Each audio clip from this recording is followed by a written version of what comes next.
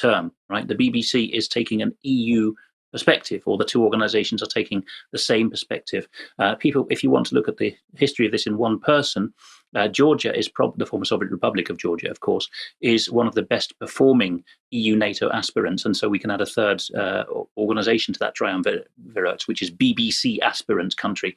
And some of its journalists, like Natalia Antelava, who 10, 15 years ago was the main BBC woman in her own country of Georgia, got so good at this game that after a few remakes, for example, I think at one stage she turned her hair purple and whatnot, she was then dispatched to lesser performing pupils like Ukraine in order to do the same, to rejig their media. So that whether you're talking drama, you focused on Central Asia, Brian, in your article that's still at the bottom of the UK column homepage about BBC Media Action from some years ago, whether it's soap opera stuff or whether it's news, the strategy is the same.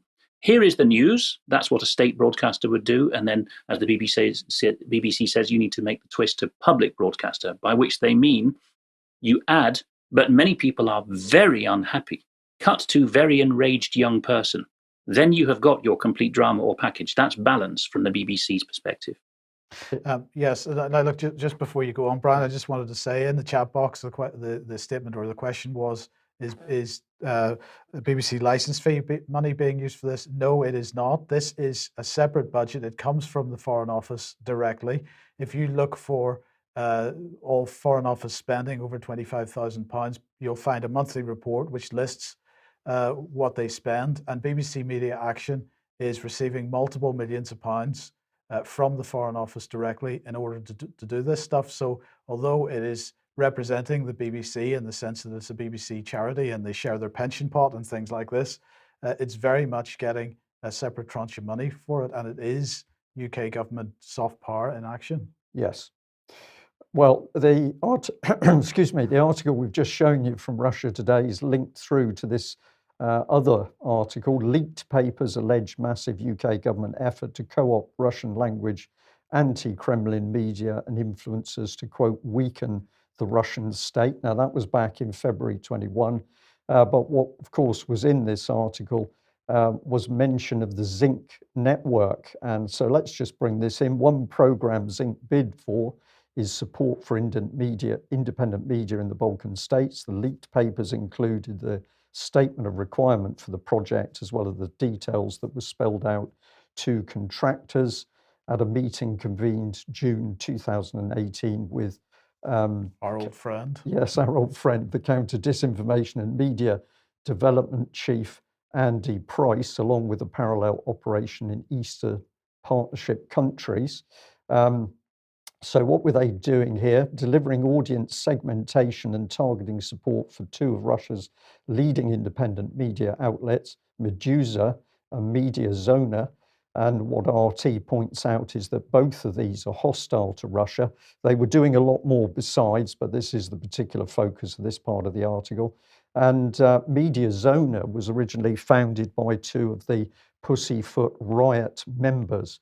So the government's come in to help support those upstanding young people. I believe they're women, and the Russians picking up on this. Just before you move on, Brian, just to point out, the Zinc Network is a successor to the Integrity Initiative, so this is a follow-on from that project. Yes, and so this is the article's quote around Andy Price. It's not what the man said himself. The support for independent media in the Balkan states, set to cost up to $6 million 2018-2021, is ultimately concerned with weakening the Russian state. And Price warned attendees against unauthorized disclosure of activity and noted that for security reasons, some suppliers will not wish to be linked to the Foreign Commonwealth and Development Office. Okay, and let's just remind ourselves, a while ago, we were asking questions about the Behavioural Insights team and why they were using stress and anxiety in the COVID situation around us. So this is what we'd sent them in an email. We got no reply at the time. We were having a look at the Behavioural Insights team global board. We were very interested in David Halpern, a key man, but we're also interested in this lady, Janet Baker from the Cabinet Office, and her LinkedIn page took us through, and well, extensive experience, but let's move through quickly. What do we actually come up with? This one here, that she's involved with zinc. And if we look at zinc itself, we help our clients deliver meaningful, measurable change around some of the most complex social issues facing the world today. So have a look on their website for the detail. But it says that for it to get involved, it must tackle one of the great unmet needs in the developed world. The target addressable market must exceed 100 million people, and there must be lots of unexploited opportunities to, quote, disrupt. So I think it's pretty obvious what's going on. They're funded, or were at the time we made this report, with the London School of Economics.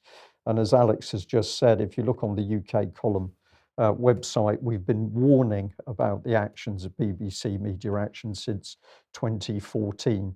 So propaganda and subversion being carried out by the British government with the help of a charity called BBC Media Action. Let's move on to defence issues, and this was in the Times, I think, on Sunday. Military chief reveals new secret role for special forces against China and Russia.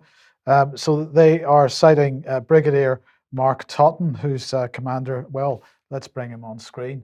Here he is. He's in charge of the Future Commando Force. And he was quoted as saying, for example, you could send 25 guys from special operations to Africa, carrying out counterterrorism, and send 4 guys from the SAS to somewhere in the South China Sea.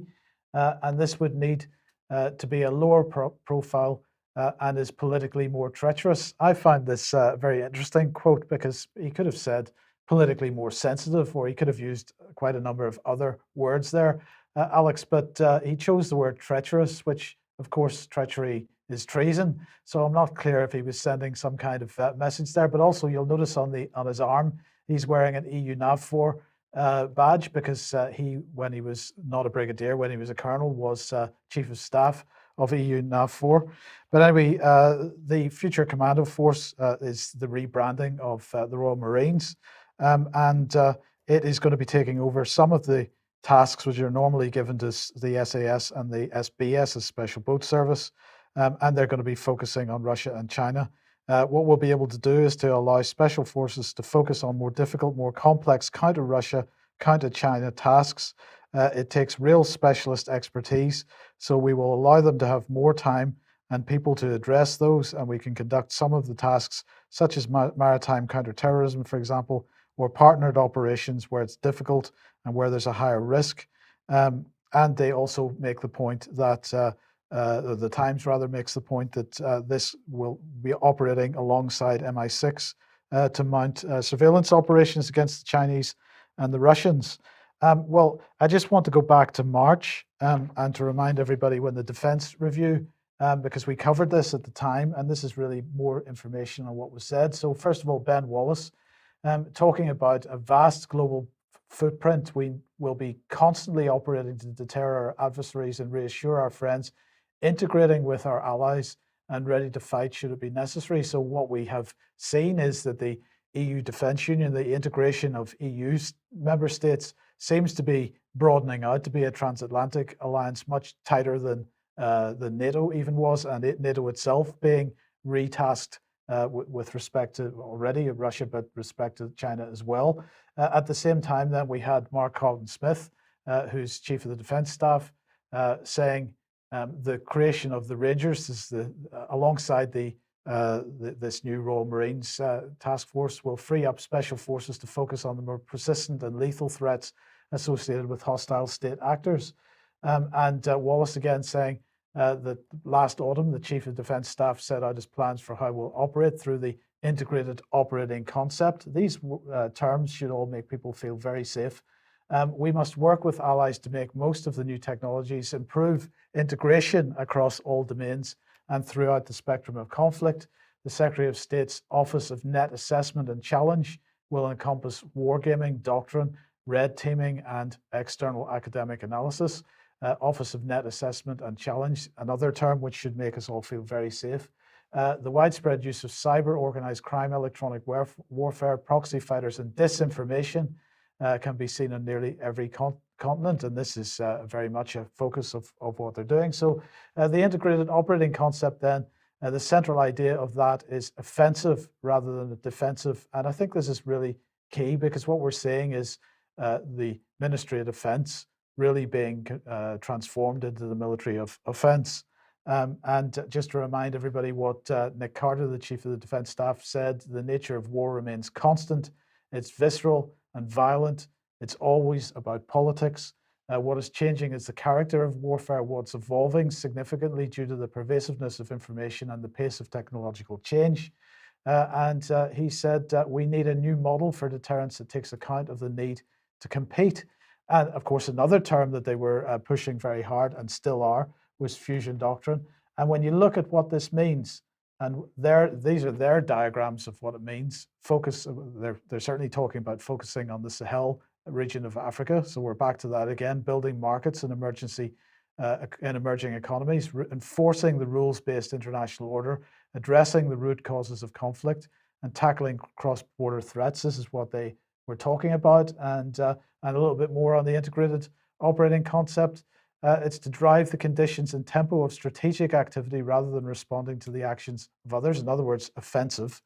But maximizing advantage will only be realized through being more integrated within the military instrument, vertically through the levels of war, strategic, operational, and tactical across government and with our allies, and in depth within our societies. This is all about our safety, so we don't need to worry. The old distinction, they went on to say, between foreign and domestic defense is increasingly irrelevant. And this was another quite chilling thing. When fake news appears to originate not abroad but at home, it gains credibility and reach, stoking confusion, disagreement, division, and doubt in our societies.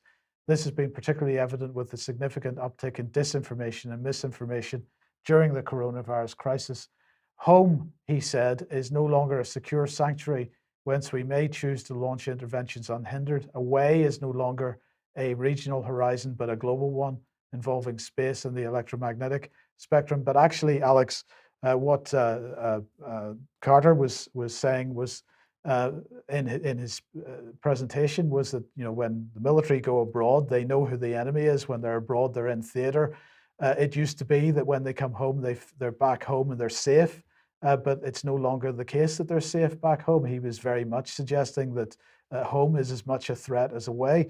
So we're seeing these narratives of integration, bringing everything together, of disinformation, misinformation, and the threat from home. And should we feel safe under these circumstances? No, and this is a 50-year-old script at least. We've had disruption because of losing some video platforms, but soon we hope to get back up. 2 talks called Emergency Briefing from 2018 at Totnes, which address different angles of this. And in mine, I talk about how in 1982, the first edition of the Hut 6 story by Gordon Welchman, and he's the unsung hero of GCHQ's wartime effort, describes how in the 1970s, the MITRE Corporation, very closely embedded with NSA as a contractor, called Gordon Welchman out of retirement back in the 70s and gave him exactly that script to speak, which he blabbed actually and did in a chapter at the end of his book, which was pulled from any future reprints of that book. And the key line in that suppressed chapter was, "The enemy from now on is going to be at home and we need to keep our guard up," basically. And David Scott has filmed this happening in a homecoming parade on the streets of his own city of Perth. The guns out as if they were still in enemy territory. So no, this is a long-term script. I've seen the embedding of special forces going on in war zones in the 2000s when I was a GCHQ officer. It's never been avowed there, but it's now being, like a lot of the other super secret stuff, spun out and almost shouted as a kind of trophy force. While you were going through this, the thing I was thinking mainly was everything's being promoted. So special forces are becoming super special forces. Subspecial forces are becoming special forces, conventionals are becoming specials. So in the end, that means mass conscription is going to be needed to stand up to the conventional forces of Russia and China. Sorry, but that's the long and the short of it. Otherwise, we won't stand a chance against them. Well, that's assuming that we want to be getting into that kind of conflict in the first place. Yeah, I was just going to say that rising hierarchy you've described spot on, Alex. And where are the troops going to come from? Well, they're going to come from any nation that's gullible enough to get sucked into this global